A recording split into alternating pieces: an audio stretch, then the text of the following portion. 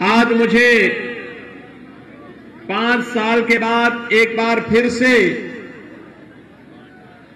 ददरौल में आप सबसे अपील करने के लिए विशेष रूप से आना पड़ा है।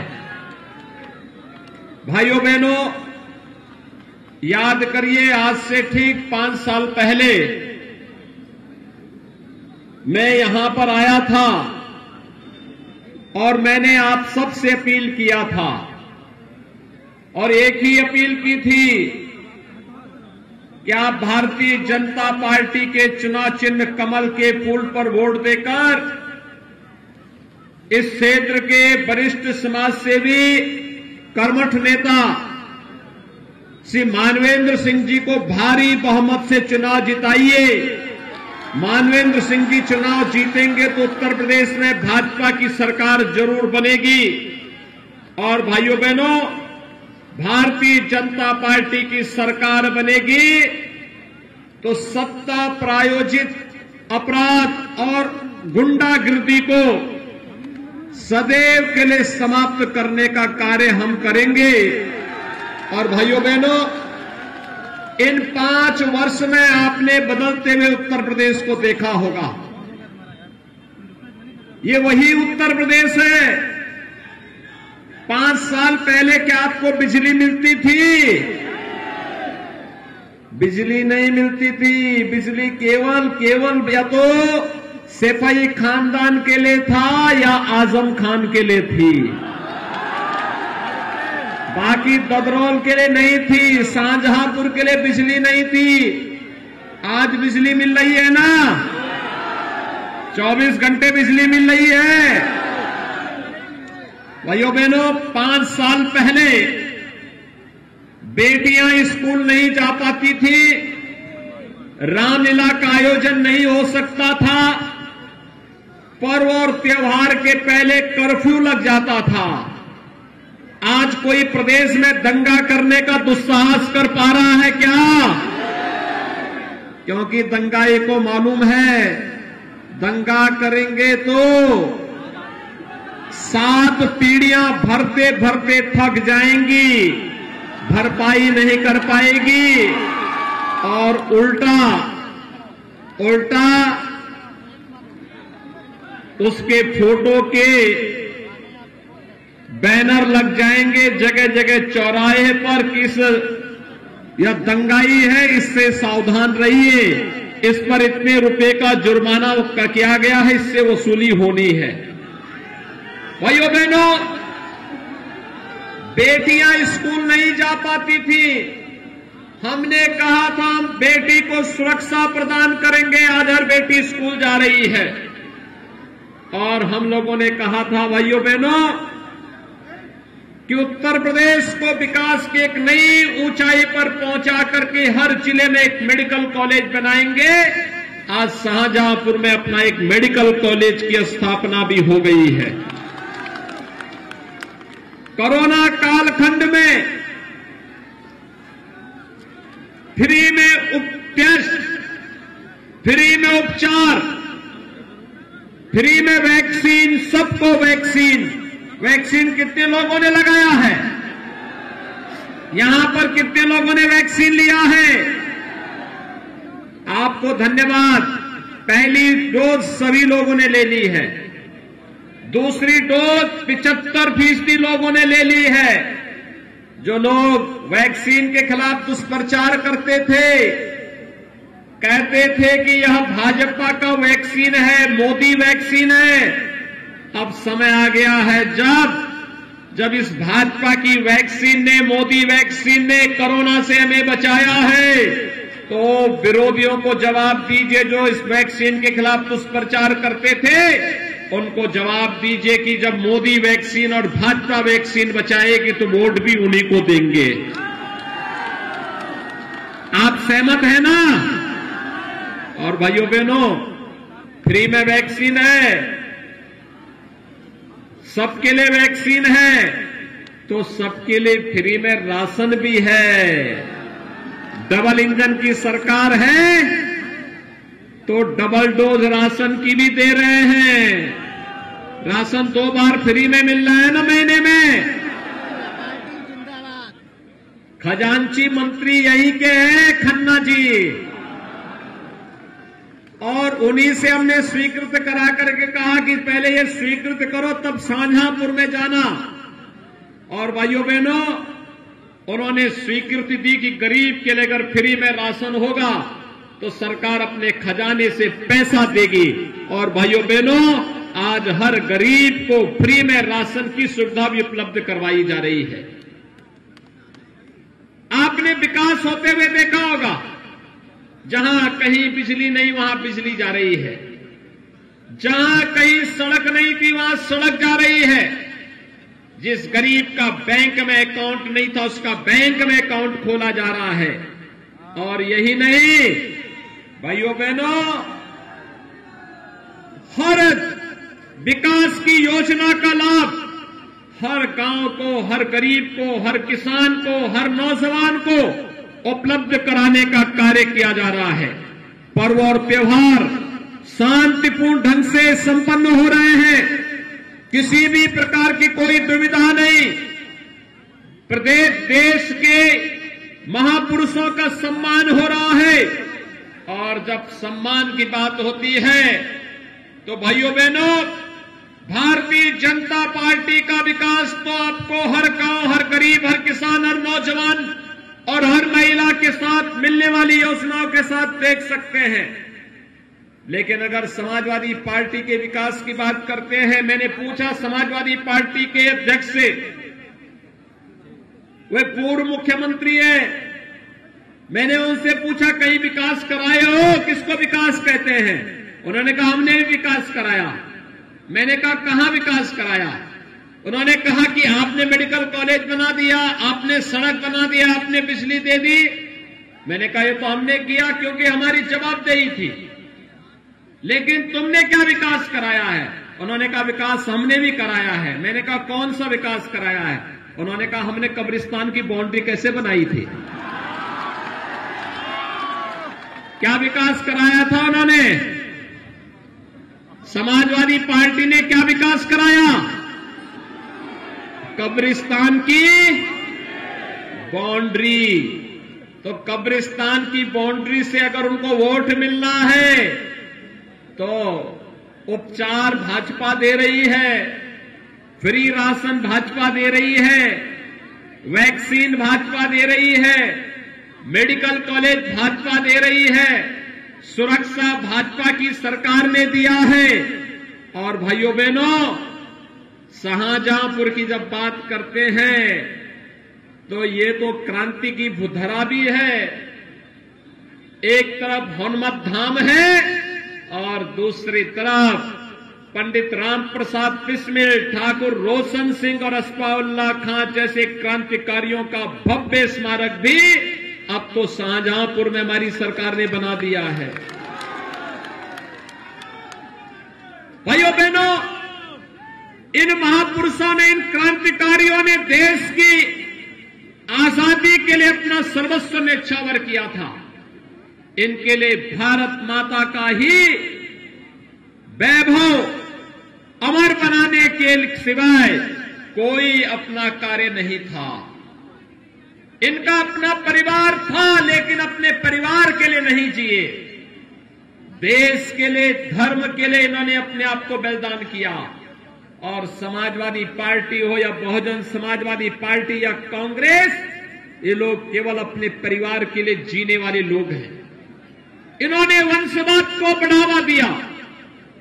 अगर हम लोग राष्ट्रवाद की बात करते हैं तो ये लोग जातिवाद की बात करते हैं। हम लोग विकास की बात करते हैं तो ये मत और मजहब की बात करते हैं। मैं समग्र विकास की बात करता हूं तो ये लोग कब्रिस्तान की बात करने लगते हैं।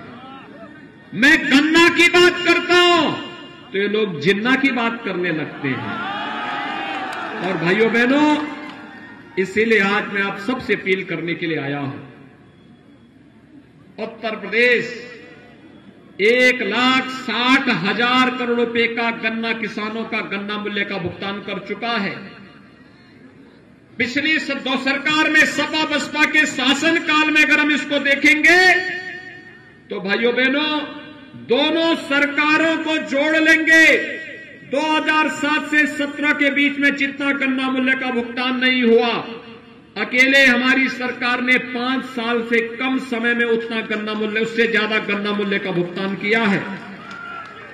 अगर मैं आपको बताऊं कि शाहजहांपुर में समाजवादी पार्टी की सरकार के समय, बसपा की सरकार के समय 1364 करोड़ रुपए का गन्ना मूल्य का भुगतान हुआ था।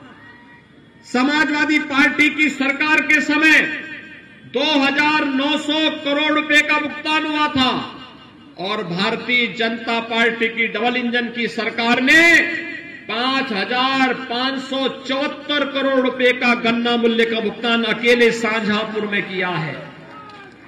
भाइयों बहनों, फर्क साफ है। समाजवादी पार्टी की सरकार के समय आतंकवादियों के मुकदमों को वापस लिया जाता था। अयोध्या में राम जन्मभूमि पर आतंकी हमला करने वाले आतंकवादियों पर ये लोग कितनी रहम करते थे, इनकी संवेदना आतंकवादियों के प्रति थी। उनके मुकदमों को ये लोग वापस लेते थे।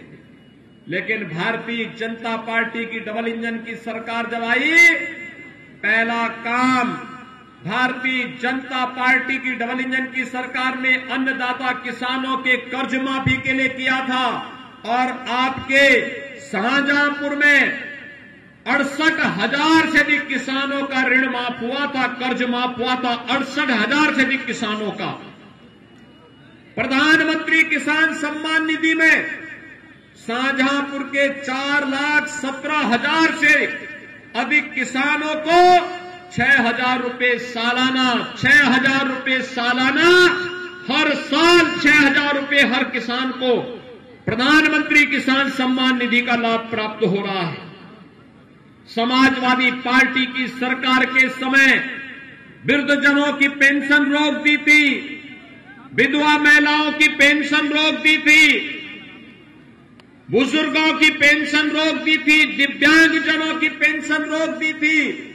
भारतीय जनता पार्टी की डबल इंजन की सरकार शाहजहांपुर में 22,173 दिव्यांगजनों को, 56,310 विधवा महिलाओं को और 1,02,468 वृद्धजनों को 12,000 रुपए हर वर्ष पेंशन की सुविधा देने का कार्य कर रही है। और अगर मैं राशन कार्ड की बात करूं तो आपके शाहजहांपुर जनपद में 30 लाख लोगों को, कितना, 30 लाख लोगों को फ्री में राशन की सुविधा देने का कार्य डबल इंजन की सरकार हर महीने 2 बार कर रही है। भाइयों बहनों, हम तो आवास भी दिए हैं। समाजवादी पार्टी 5 साल में पूरे प्रदेश में, 5 साल में पूरे प्रदेश में 18,000 लोगों को मकान नहीं दे पाई थी। कितना? 18,000 लोगों को मकान नहीं दे पाई थी। और हम लोगों ने अकेले शाहजहांपुर में 45,950 गरीबों को एक आवास उपलब्ध कराया है। कितना? 45,950।